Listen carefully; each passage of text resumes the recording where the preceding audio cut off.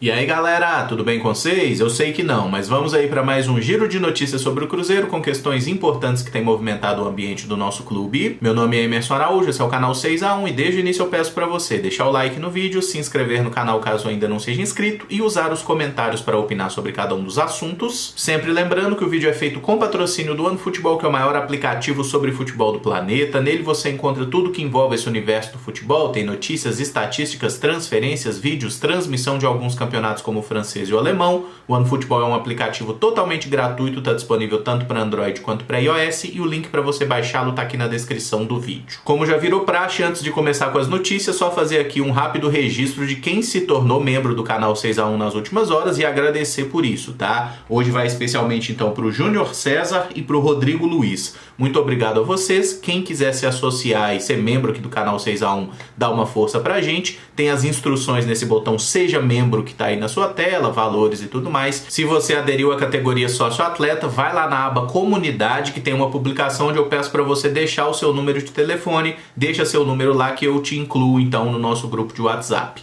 Começando com as notícias, vamos para a mais óbvia de todas, né, que já estava adiantada desde ontem, que o Mozart foi oficializado aí como novo treinador do Cruzeiro e já se apresentou na Toca da Raposa. Ele prometeu muita luta e dedicação no trabalho, disse que a Série B é um campeonato muito duro, lembrou da campanha que fez no CSA na última temporada, que terminou em 5º lugar, né, quase conseguiu o acesso e se disse muito confiante em conseguir subir de divisão com o Cruzeiro. Chegam com ele o auxiliar Denis Ivamura e o preparador físico Jackson Schwenk.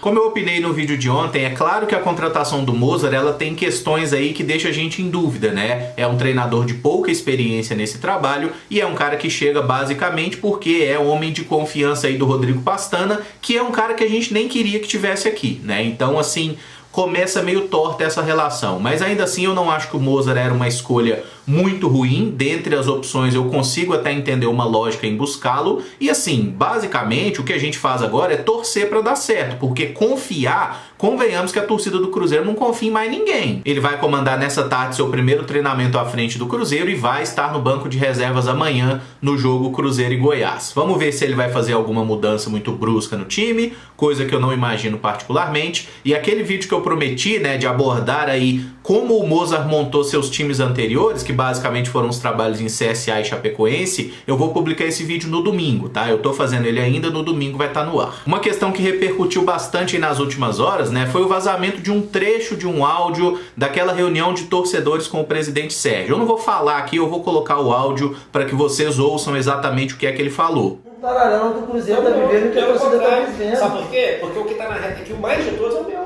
Eu falei hoje, eu não saio mesmo, até dezembro de 23, nego vai achar que vai renunciar a protesto, caralho, eu tô cagando pra isso. Deixa eu falar isso. Sabe por quê? Eu tenho pelo menos 30 milhões de patrimônio meu. Você acha o quê? É justamente por isso que vocês não conhecem a torcida, porque vocês estão cagando pro protesto. É muito fácil partir pro caminho mais sensacionalista nessa hora e dizer que o Sérgio disse no áudio que ele está cagando pra torcida. Ele falou que está cagando pra protesto e que não vai sair do clube, não importa quais sejam as condições, que pode fazer protesto quanto quiser, que ele não vai largar o osso. Inclusive tem protesto marcado para esse sábado, amanhã, tá? 4 horas da tarde na Toca da Raposa 2. Um dos organizadores é a torcida organizada Máfia Azul, né? E cita que a pauta da manifestação é única, pela saída do presidente Sérgio. Se protesto vai funcionar ou não, isso aí é o tempo que vai dizer. Pra mim parece muito claro que o Sérgio Santos Rodrigues, ele perdeu praticamente todos os apoios que ele tinha, e nesse momento quem parece estar fechado com ele ainda é a galera da família União. Então assim, ele quis isso, né? Em determinado momento, quando ele foi escolhido ali para presidente do Cruzeiro, naquele instante o Sérgio ele teve o apoio de todas as alas do clube.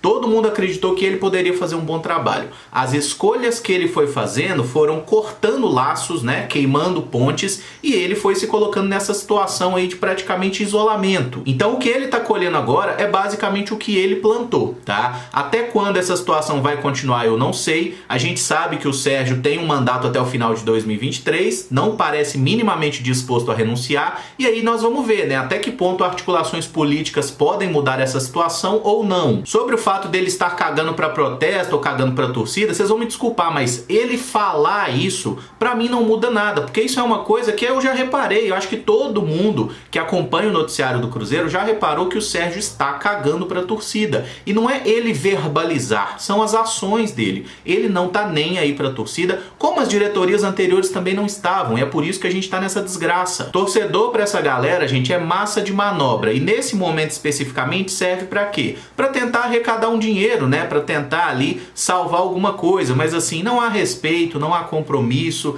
não há nada, entendeu? E a situação do Sérgio, ela azedou à frente do Cruzeiro no exato momento em que a gente fez a primeira partida, né? Porque naqueles primeiros meses ali, quando tava o futebol parado por causa da pandemia, ele prometeu muita coisa, ele prometeu, falou que ia fazer e ia acontecer. A hora que a bola começou a rolar e as coisas não saíram conforme o planejamento dele, eu imagino, ele se perdeu completamente, ele mostrou quem ele realmente era e todas aquelas promessas viraram poeira. E se o negócio já tá feio, a situação pode piorar por causa das dívidas na FIFA. Informação da Itatiaia, tá? Que o Cruzeiro recebeu uma ordem de pagamento de aproximadamente 7 milhões de reais para ser quitada até o final desse mês de junho, referente à compra do Arrascaeta junto ao Defensor do Uruguai lá em 2015. Nesse momento, pela crise financeira que o clube vive e o recente rompimento do Sérgio Santos Rodrigues com o Pedro Lourenço, né, que deu uma salvada boa em diversas situações do Cruzeiro, me parece impossível que o Cruzeiro vá pagar essa dívida, e a punição prevista é aquele transfer ban, a proibição de contratar jogadores. E é por isso que o Cruzeiro está tentando contratar jogadores agora, nesse momento, porque a partir do mês que vem vai ser punido e não vai poder contratar mais. Outras duas dívidas devem bater na porta da Toca da Raposa ainda esse ano. Uma referente à contratação do atacante Riascos junto ao Mozatlán do México, o valor é de quase 6 milhões de reais. E a mais perigosa é referente ao volante Denilson, que já nos tirou 6 pontos no ano passado. O valor é de aproximadamente 5 milhões e meio de reais, e se não for paga dessa vez, o Cruzeiro será automaticamente rebaixado para a Série C. Mas essa dívida não tem ainda uma data definida. O irônico é que essas 3 dívidas na FIFA, né, elas foram referentes ao período do Gilvan enquanto presidente do clube. O Gilvan que adotou aquela estratégia de comprar jogador, não pagar e deixa para o próximo presidente resolver. O próximo presidente era tão ou ainda pior que ele, né, ainda mais irresponsável,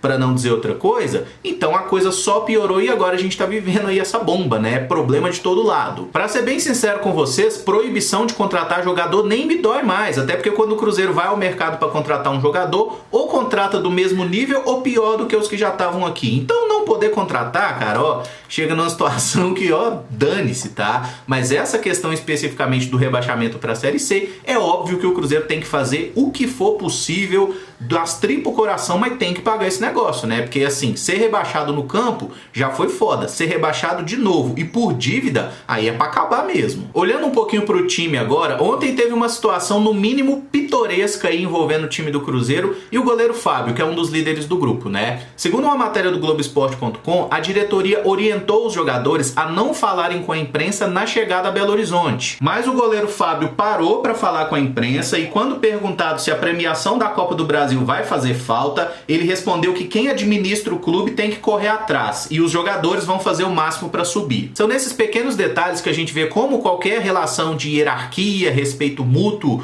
tudo isso já foi quebrado. A partir do momento que a diretoria não honra o compromisso com ninguém, os jogadores não se sentem mais na obrigação de simplesmente seguir ordens da diretoria. E um cara com o tamanho que tem o Fábio, se ele quer falar com a imprensa, se ele tá puto, irmão, o presidente falou, não fala com a imprensa não, ele vai fazer questão de falar, e foi isso que ele fez. E ele dizer que agora a diretoria que se vire, ele não tá errado não, é a diretoria que tem que se virar mesmo, porque a gente adora falar coisas tipo assim, os jogadores que vêm pro Cruzeiro, eles sabem da dificuldade financeira do clube, eles sabem, mas a pessoa que contrata esses jogadores, que assina o contrato, ela sabe mais ainda da situação financeira do clube e ela se compromete a pagar o salário pro jogador. Se comprometeu a pagar, tem que pagar, irmão, não pagou, tá errado, não tem desculpa. E aí a gente chega no Giovanni Piccolomo, né, o meia que pertence ao Cruzeiro, está emprestado. O técnico Mozart, que conhece o futebol do Giovanni da época de Coritiba, pediu o retorno do atleta pro Cruzeiro. E aí tem algumas situações bizarras nessa história. A primeira delas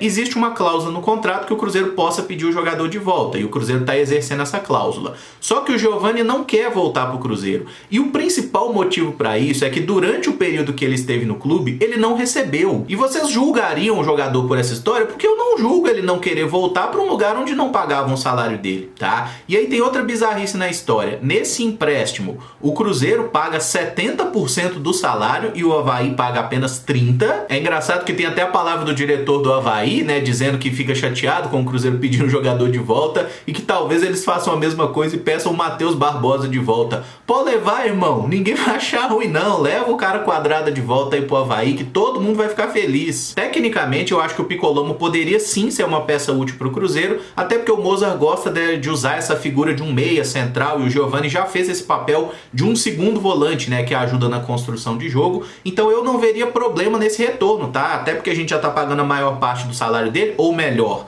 se comprometendo a pagar a maior parte do salário dele e não pagando, então se houver um acordo e ele voltar pro plantel do Cruzeiro, eu acho que ele pode nos ajudar sim, principalmente se ele estiver melhor fisicamente, né? Ele não parece estar gordão como esteve, mas ele precisa se cuidar. Outra especulação que surgiu nas últimas horas envolve o atacante Leandrinho, de 22 anos, que atualmente está no Red Bull Bragantino. O Cruzeiro mostrou interesse em trazê-lo por empréstimo, mas o empresário dele, André Cury, deixou bem claro que não vai fazer nenhuma negociação com o Cruzeiro por uma desavença com o presidente Sérgio Santos Rodrigues. Nesse caso especificamente do Leandrinho, eu acho até bom que o André Cury não queira negociar com o Cruzeiro, porque esse rapaz, ele simplesmente não faz nada de relevante no futebol há muito tempo. Ele apareceu como promessa lá na Ponte Preta, seleção de base e tudo mais. O último gol dele marcado foi em 2015 e nós estamos falando de um atacante. Ele foi comprado pelo Napoli, ele fez alguns gols no time de base do Napoli, tá? No Sub-23 lá, o Primavera que eles chamam,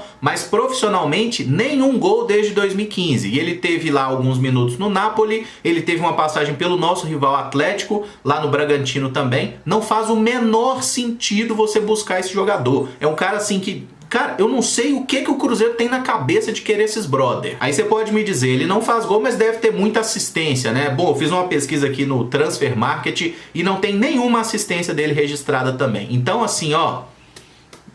difícil entender. Que bom que não vem. Surgiu uma outra especulação agorinha nos últimos minutos de que 2 jogadores foram oferecidos ao Cruzeiro, tá? Os atacantes colombianos Berrio e Copete. Berrio fez parte do elenco do Atlético Nacional que ganhou a Libertadores em 2016 e depois foi comprado pelo Flamengo, onde esteve até 2020. Ele foi negociado com o Alcor, mas não fez nenhum jogo sequer pelo time por causa de lesões. E essa situação deixa muito claro por que é que o Berrio não é uma boa contratação. É um cara que o último jogo dele foi em março do ano passado, quando ele ainda estava no Flamengo. Ele se transferiu para um clube das Arábias, não jogou nenhuma partida, caras. Rescindiu o contrato e agora está aí livre no mercado. Eu sou totalmente contra a vinda do Berrio. Seu compatriota Jonathan Copete, de 33 anos, também está livre no mercado e quase veio jogar no Cruzeiro na última temporada, mas não houve um acerto financeiro. Nessa temporada 2021 ele atuou em 9 jogos pelo Santos, mas sem participar de nenhum gol. O Copete até poderia fazer algum sentido trazer, porque é um jogador que atua ali pelo lado esquerdo do campo, né? Ele pode ser um atacante, ele pode ser um lateral, ele tem boas virtudes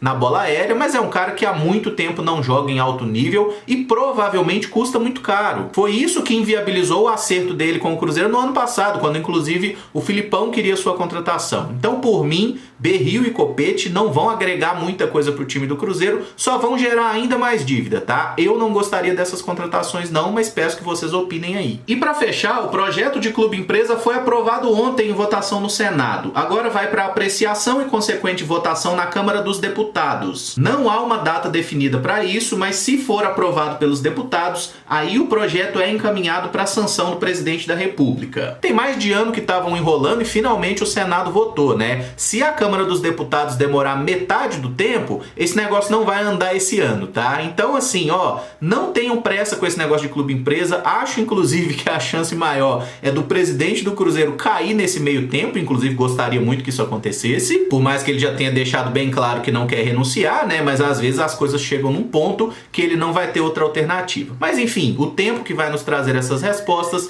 Só digo que não se iludam com o projeto de clube-empresa. Se o Cruzeiro hoje fosse uma empresa, ela estaria falida e extinta. E nenhuma pessoa séria vai investir o seu dinheiro numa empresa que é administrada por pessoas que se ligam à família União, que foi quem basicamente acabou com aquele Cruzeiro tão vencedor que a gente conhecia e que a gente tanto se orgulha de torcer até hoje. Eu vou encerrar esse vídeo por aqui porque eu acho que ele já tá longo. Se você gostou, eu peço que deixe o like, se inscreva no canal caso ainda não seja inscrito e use os comentários para opinar sobre cada um dos temas. O vídeo de amanhã vai ser o pré-jogo de Cruzeiro e Goiás que se enfrentam à noite no Mineirão pela Série B.